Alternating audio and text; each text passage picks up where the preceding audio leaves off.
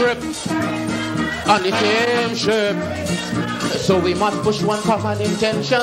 It's for a better life in the region.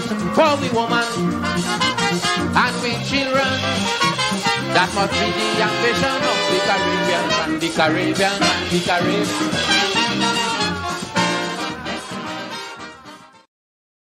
And welcome to this week's edition of the Open Word with Professor Clive Thomas.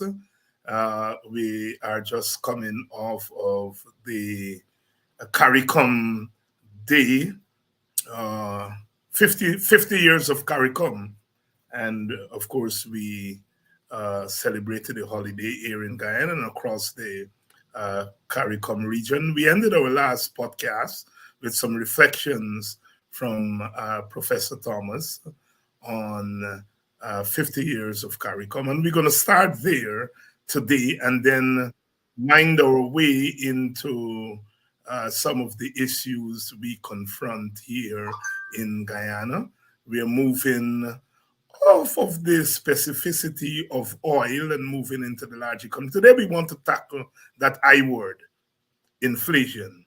You know, the thing is that sometimes these terms become popular, and the more popular they become, you realize that there is more that we need to explain and to bring it into the popular consciousness. You know, and when I was growing up and you heard inflation, you run far and fast, because that was supposed to be a very technical term that only economists had a sense of. And today it's a widespread term. People use it all the time. But because people use it all the time, we are bound, if you will, in the course of public education to expand on it and explain it and try to put it in its context. Very important. Context is very important. So we're going to go there today with Professor Clive Thomas. We'll talk about inflation. And once you begin to talk about inflation, you have to talk about prices. You have to talk about the market and all of those things that we have become accustomed to hearing about in popular discourse today. As we say here on the Open Word, what we do is that we bring another perspective to that discourse that's happening out there. So I would like to welcome all of you to the Open Word. Last week, we did it in prime time, and we come in prime time again. That is on Friday, and then we rebroadcast on Sunday. So we're getting a double dip, if you will, partly because we think that information is important. So let's bring in Professor Clive Thomas right away. Professor Thomas, how are you? Fine, thanks, David. Well, as usual, we want to start. Yes. I look forward to being here. Always CARICOM Day. Yeah. I can't take a holiday. Right. We ended the last time with your reflections on CARICOM because, as we would say on the ground, you were there 50 years ago. In fact, before 1973. You and others of your generation of scholar activists had been grappling with the whole concept of development and integration. And I want to start off with your reflections again, 50 years later, as you peruse those 5 decades. What's your feeling about where we have been and what are the possibilities as we continue to confront the whole notion of Caribbean integration? That's a good starting point, I believe. Initially, when countries talked about integration, they generally talked about free trade among themselves. And it was largely a matter of free trade areas. When we got involved in the discussion about CARICOM, as you say, 5 decades ago, we tried to move it to another level where we're concerned about the integration of economies, generally, not only just trade.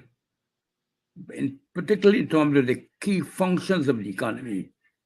So that is why we, in fact, used to term it in those days as functional integration.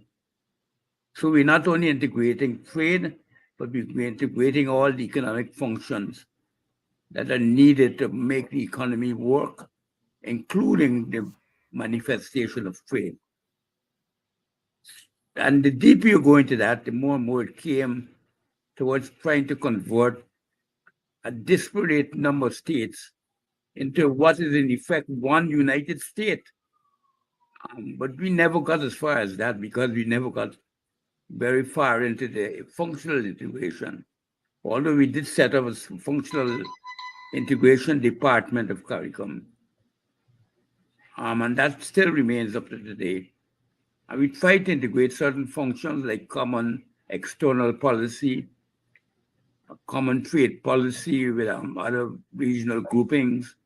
We try to encapsulate some sort of commonality across various sectors in the workings of the economy. So we have common statistical protocols, we have common national income accounting protocols, we have common standards by which we measure things like inflation and so forth. And these are also coordinated with the standards established by the United Nations. So that every country in the world, therefore, when we begin to talk about these things, work and operate and create the statistics that meet the universal tests or the requirements of the United Nations. So the Economic Affairs Division would be ensuring that every single country, no matter where you are, have to produce the same statistics that have the same meaning, except where technically it might not be able to have the same meaning, wherever you might go. For example, you might have a sector like, let's say, galactic, intergalactic space activities, but we don't have that. So to that extent, it will really matter whether we join the definition or not. But countries like the United States, like the European countries, like China and so on, would have to engage and support the protocols that define what that activity is supposed to be, and the basis for creating the data and instrumentalities that the United Nations will monitor to ensure that trade or whatever activities occur in that area are regulated. So I just want you to get the idea across that some of these things that we're going to discuss are not fly-by-night things that happens, in a quixotic manner. They are defined by law. They're framed after, I think, many years, I can almost say decades, of United Nations activity at systematizing and agreeing on the measurements and the conditions under which the data will be produced. Professor Clive Thomas, they reflected on CARICOM 50 years later and tying it into what we're going to be discussing this evening. Professor Thomas, the word inflation has become one of those terms that has been popularized. As we move into a petrol state, we, of course, are hearing some of these terms like inflation, local content, and contracts, and all these things are getting into the popular discourse. And as we have been saying off air, the more popular the terms become, the more we feel there is a need to open them up in a way that we have not been, if you will, called upon to do before. And one of those terms is inflation. Let me ask you, as an economist and as a public educator, to first of all define what inflation is, and then to locate it within the larger context of our political economy. Okay, put very simply, inflation seeks to measure the rate at which prices are rising. You can have inflation of anything, even the rate at which anything is changing. You even have the inflation of the universe, because some people feel it does not ever stop. It keeps growing and expanding.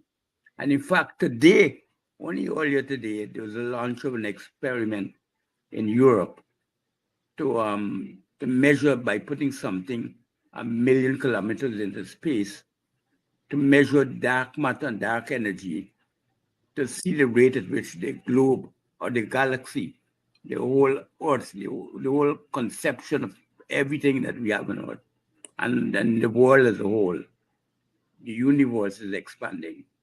So inflation talks about that expansion in any sphere.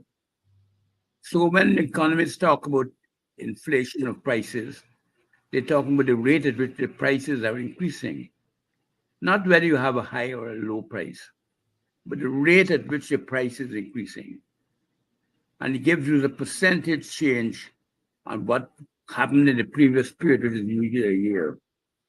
In Guyana, we have had pretty low inflation rates going back over decades. I think our rate of annual inflation has been up to 2021, ranged between, let's say, 1.5% and up to a limit of 3%. But after COVID and the breakdown in the production systems of the globe, there was a consistent rise and pressure on prices.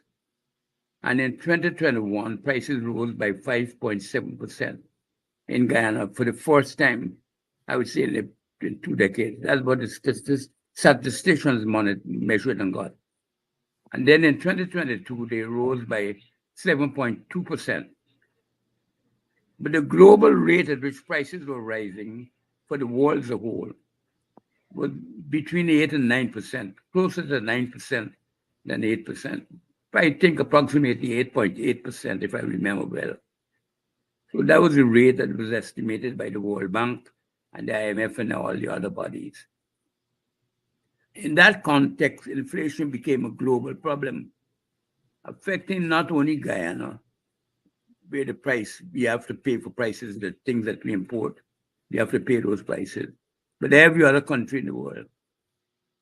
So the inflation began to take on a new meaning in Guyana, because the rise in prices were so global that we could not avoid it, which means we have to look therefore at how Guyana is integrated to the rest of the world. We also sell goods to the rest of the world, we just don't buy. So when the prices are inflating that way, our producers are also benefiting. And nowhere can it be seen more than in oil. When we started to produce oil on a really significant scale in 2021, the price averaged around $50 per barrel. And that's what we earned on average just under that for the whole year. But in 2022, we earned nearly $100 per barrel of oil. So the inflation rate doubled. And that is why we ended up being one of the lucky countries in the world. In fact, we became the luckiest country in the world because we had the highest rate of growth of the GDP in the world, per capita GDP.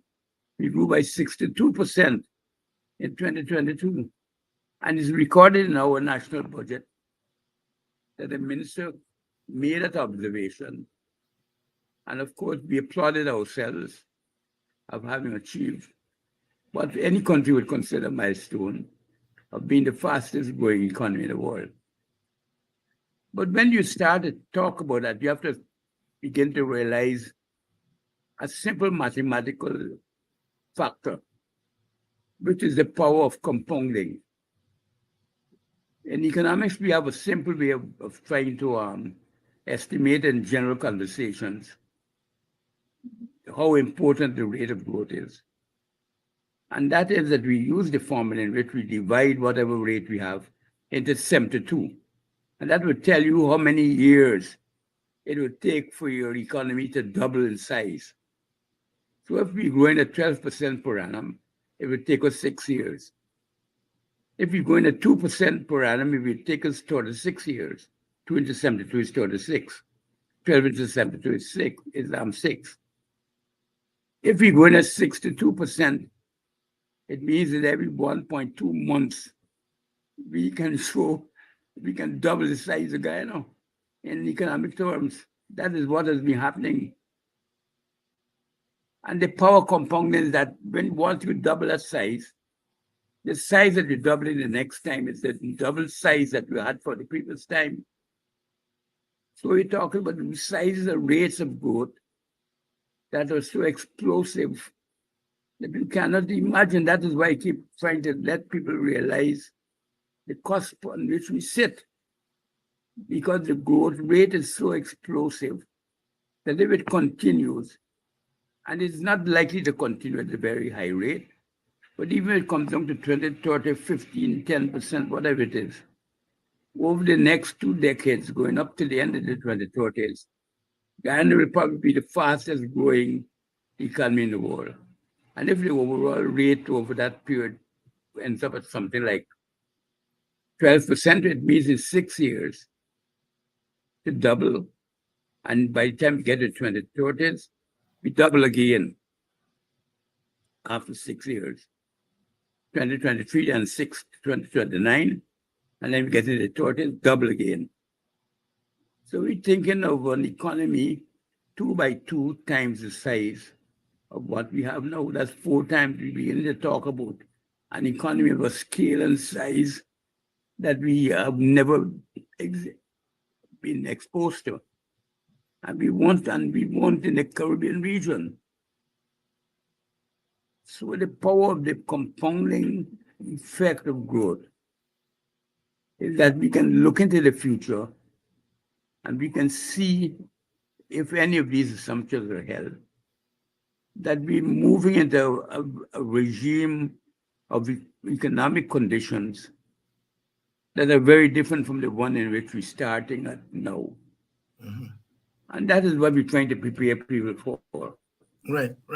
So we're trying to enhance their vision. Yeah.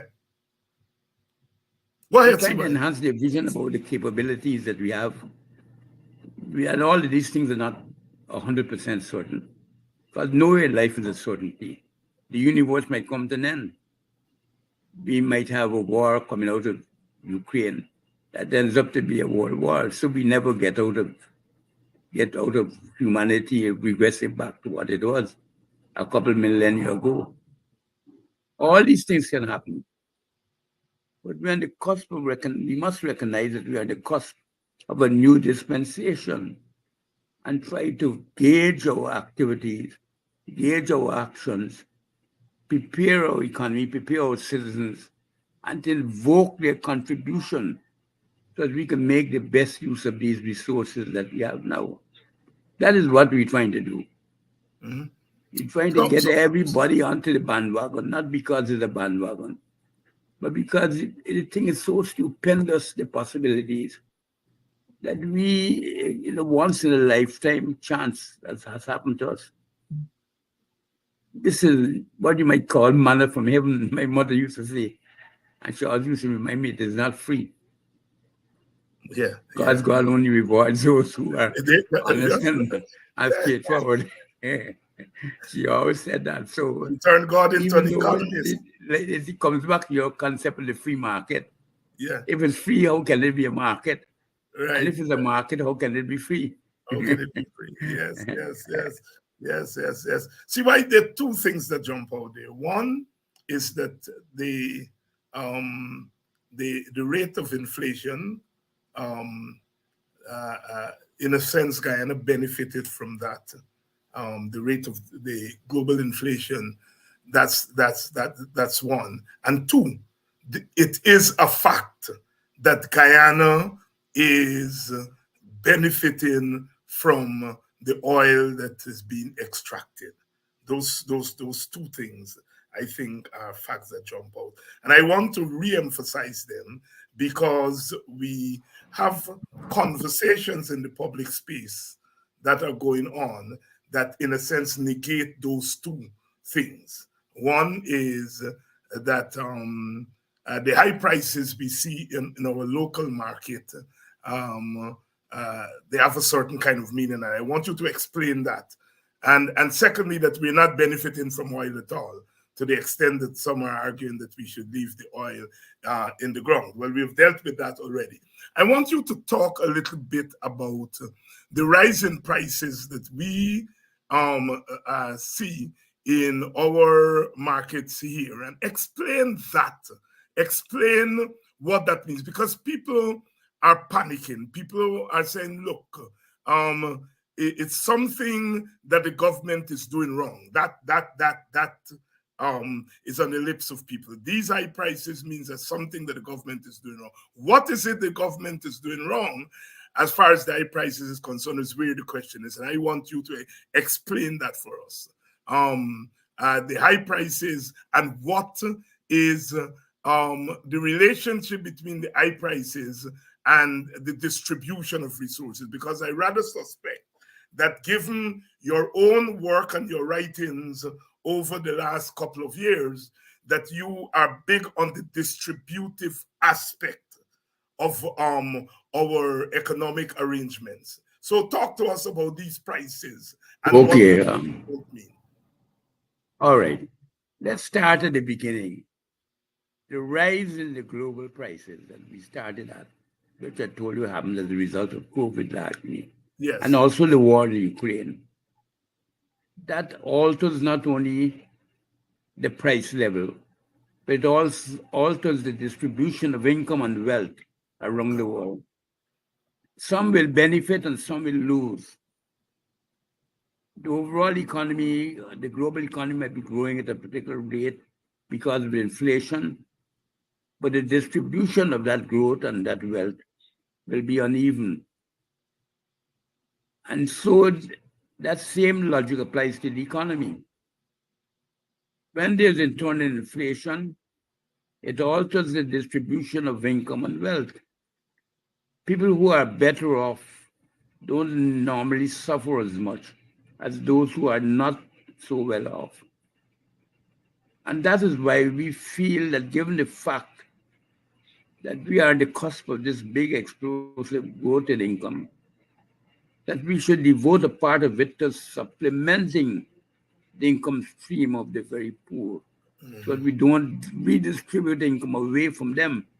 Because in normal times, inflation disbenefits the poor and benefits the wealthy. And if we allow it to continue, that is what will happen in the normal course of things if we rely on the market alone.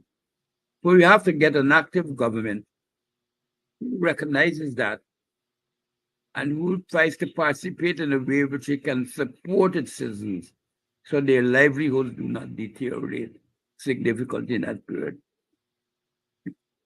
Now, that activity we have tried to encapsulate in our political program, the Buxton proposal, because we say that the supplementation of incomes of the very poor is the only lasting solution to overcoming the threats posed by inflationary pressures.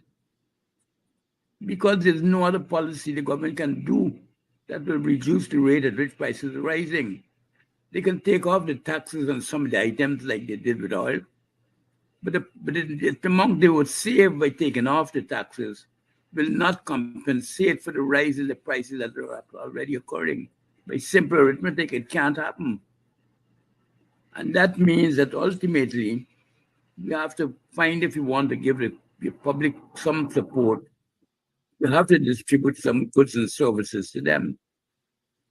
We prefer, as we have argued in the Buxton proposal, for an orderly, legalized, regularized, non-political program of cash transfers.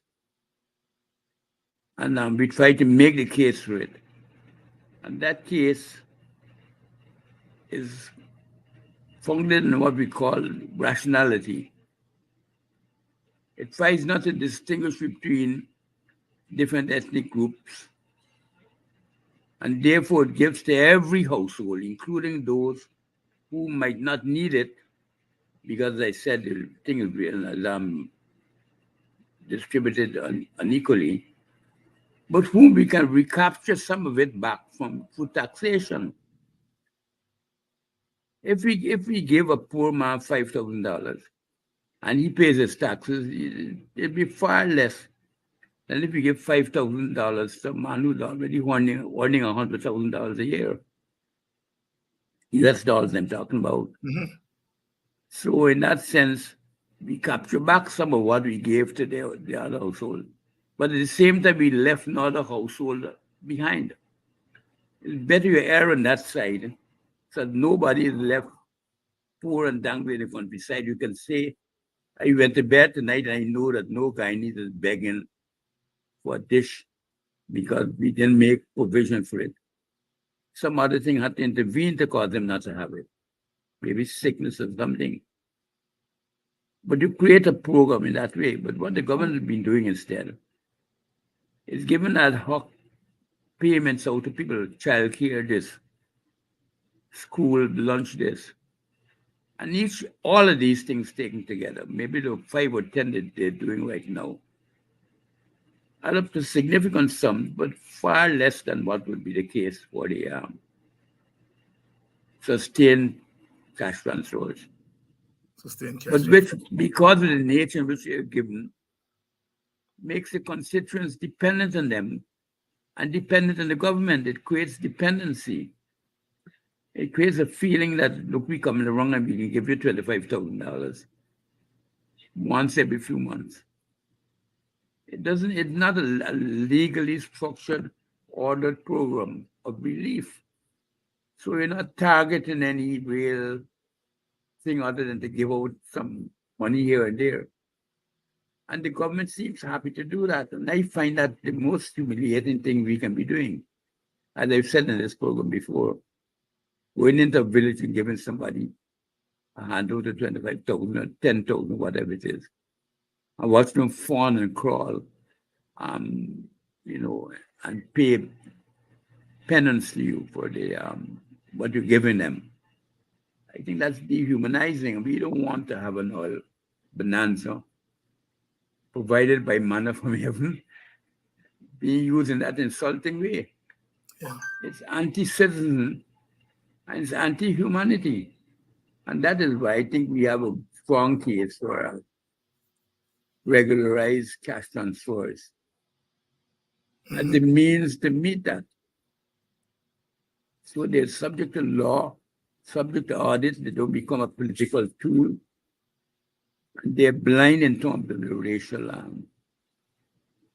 patterns of distribution. Racial patterns of distribution. See, why I want to go back to something you said a few minutes ago. And you said there's nothing the government can do about the rising prices. I guess what you're saying, that the rising prices have to do with the market, right? Yeah. Right. And you see, a small economy like ours, the government can't resist global forces, no matter what they tell you. Mm-hmm. And if global inflation is rising at 8%, we can find it or 9%, between 8 and 9, I said, we can find it very hard to contain inflation from coming into Guyana. So we have to have, therefore, a policy of defense, largely. And in terms of offense, I think the offense lies in trying to create a structured window in our social relief programs to ensure that people are protected from what will happen. The Americans don't have to do that to the same extent, or the Swiss or whoever it is in Europe or wherever it is, because their levels of income are high enough to give enough protection, but you still find the workers and the working class are fighting to get more pay and better benefits at this time. But of course, we can't use all of the oil money for low-income relief, because that will become counterproductive too. We have to invest. We have to create new opportunities. We have to create infrastructure. We have to provide health, and we have to provide education. We have to provide all the services that people come to expect. And that is why we also cap the amount of income that we would devote to these activities and put them in a regulated, orderly state-run system, constitutionally defined, so nobody can use them as their personal purse, their personal ATM. See why I want you to explain two things. The first thing I want you to explain is something we were talking about before we come on air. If you're selling your house, let's say for $10 million, you put it out on the market for $10 million, and your house doesn't sell. Does it affect the market? Or No, how does it affect the market that you put your house for $10 million on the market? because the simple fact is that if the price is too high, it will destroy demand. Demand is effective demand. Demand people are that people are willing to shell out money to pay for something. And if people feel your price is too high, they don't pay for it. What has happened? You've destroyed the demand for your house. They don't buy your house. They're not a sale. And therefore, it's not a market activity. And therefore, there's nothing in inflation measure. So if somebody got a fish selling for $60 and nobody comes and buy it, it doesn't matter to the market. It's only if somebody buys it and then buys it again next week for 61 or 59, it matters, or for the same 60. Because too high prices destroy demand for the item. Because remember, people only pay a price because they expect to get some benefit out of an item that they feel that the money they spend for it is worth. People don't just buy because the price is high. Buyers and sellers have power in the market, but the sellers usually have a little more depending on the type of market.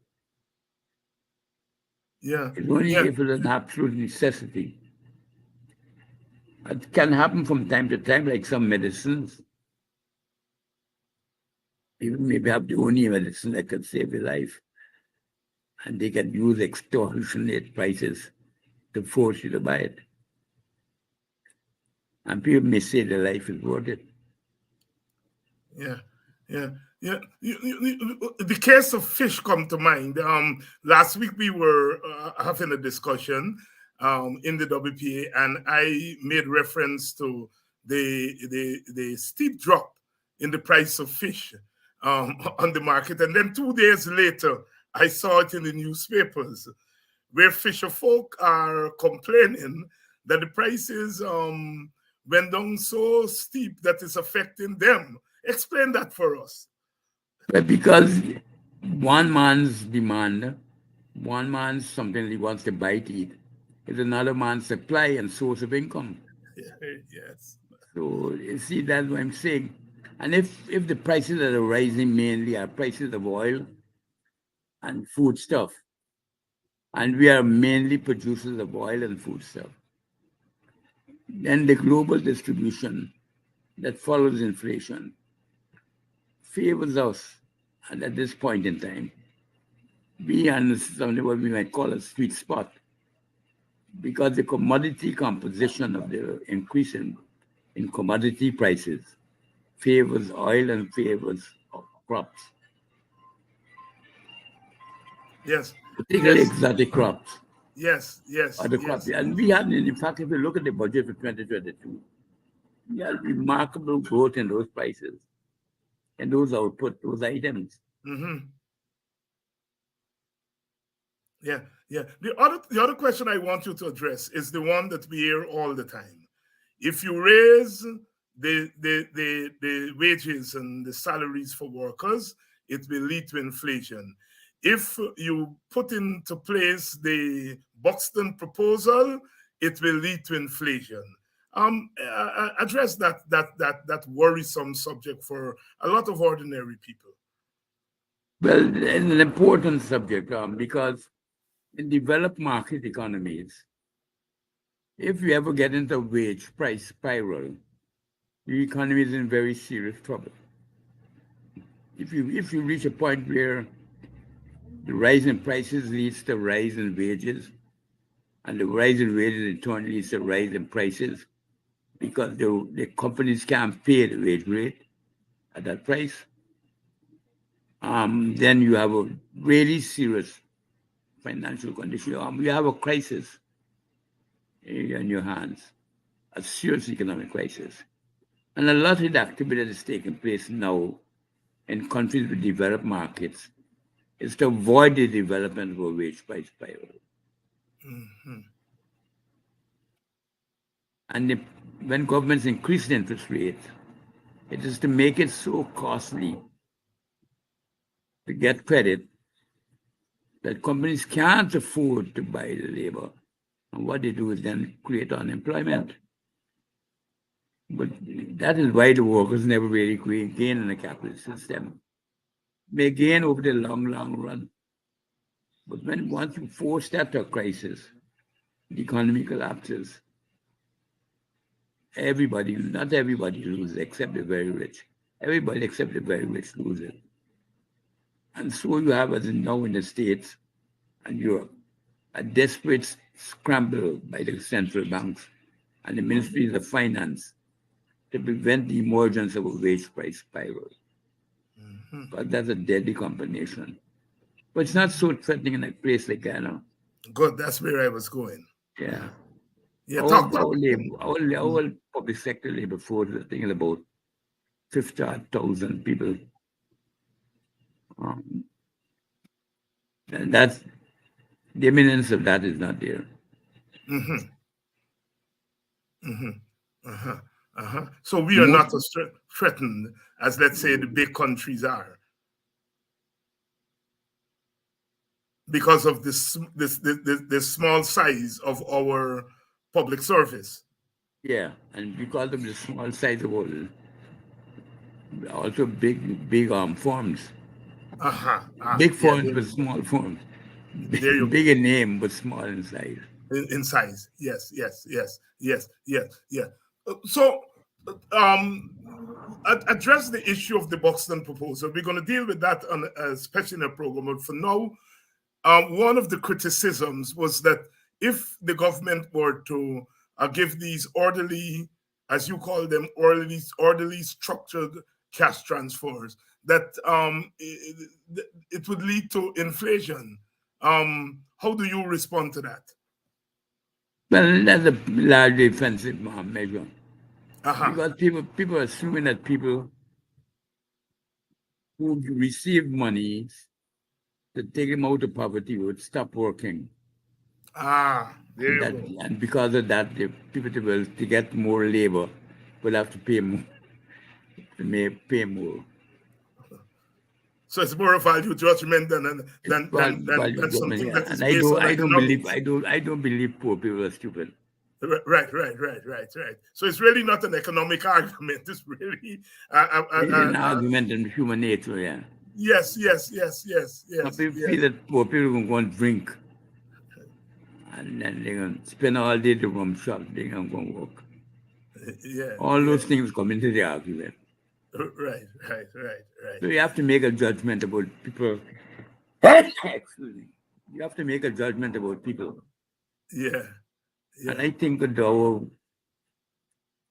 poorer classes are more constructive in terms of their wanting to get out of poverty.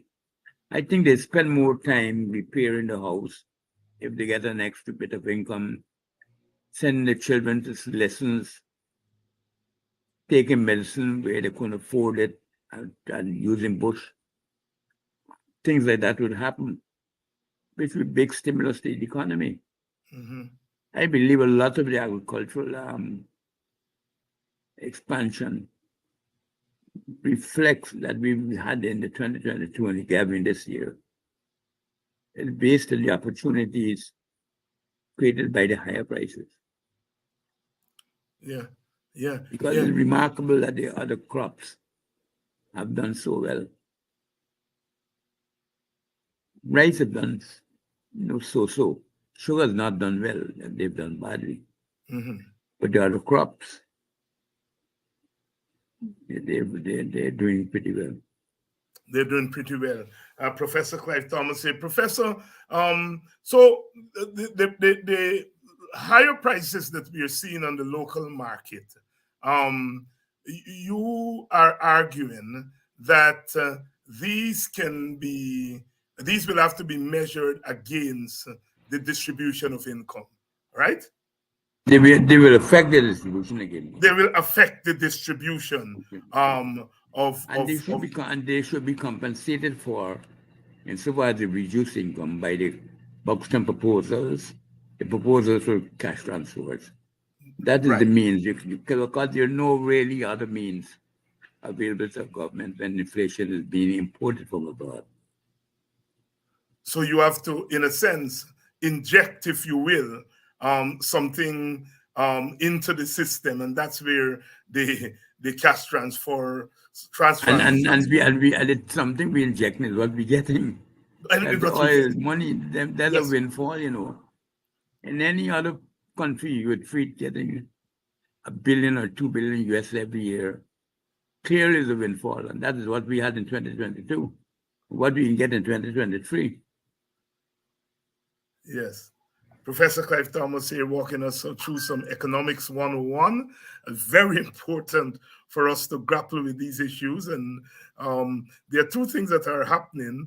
Our population, judged by your own presence on programs like these, says that people are inquisitive. And secondly, we are part of the global economy. I mean, everywhere you turn and you're talking about global economics, somewhere or the other, Guyana becomes part of that discourse. And as I always say on a program like this, the world has changed. The Guyana that we know has changed before very eyes, and sometimes we don't recognize it. We don't want to recognize it. Yes. That's why it's hoping at least we could direct some spillover to the rest of the Caribbean. To the rest That is why I've made this call for the resource fund, which we keep in North America, to do more productive work in the Caribbean area. In the Caribbean. Clive, we had a U.S. Secretary of State visiting shortly after the 2020 elections. 3 years later, or less than 3 years later, we have the U.S. Secretary of State, this time a new one, visiting Guyana. Reflect on what that means. I tell my audience all the time that in my not so long political activism, I remember Kissinger visiting Jamaica, the then U.S. Secretary of State, in 1976 or 77. And that was a big deal, the U.S. Secretary of State visiting. Here in Guyana, we have U.S. Secretary of State visiting twice in 3 years. What's happening, Clive Thomas? I think it's a recognition of our growing status and their recognition of what lies ahead of us, even before us. And they're seeing us as a significant regional player. And if we work well within the Caribbean region, we have 13, 14 votes, that's a significant amount of votes. Very few countries can call on so many other countries to support to support them. A little bit of a flu. Yeah, and you mean there, of course, the 14 CARICOM votes at the United Nations and also at the OAS, which is the hemispheric player. And then we also have influence of the small island states. Don't forget that. Right. But we were the co-founders, the Commonwealth. Right. Very significant number. So I think, and as I suggested to you, I feel that we should be seeking membership of the BRICS. BRICS, yes. That's my feeling. That's a feeling. Well, Professor Clive Thomas again, coming to us on the Open Word podcast. And we want to thank you all for staying with us and to remain engaged as you are in the discussion sections. And we hope that we were able to stimulate some more discussions, but also to clarify some of these terms that my generation thought was out of reach of the ordinary people.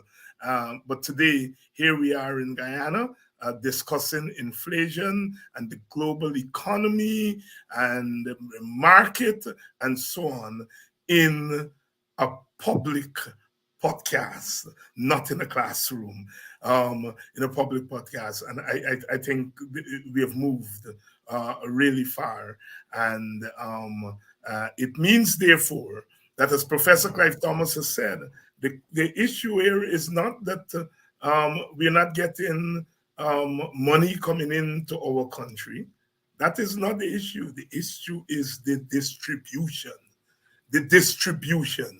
So for us, therefore, where the government is found wanting is not just necessarily in terms of the high prices, but it is what you are doing to cushion the high prices as far as poor people are concerned, the distributive aspect. And that's what we want to get into the consciousness of our people, that if we are struggling, if we are fighting, then we have to know where the fight is. And the fight is at the level of the distribution of the resources. Professor Clive Thomas, your closing thoughts. Well, you summed it up very well for me. You don't leave much else to be done.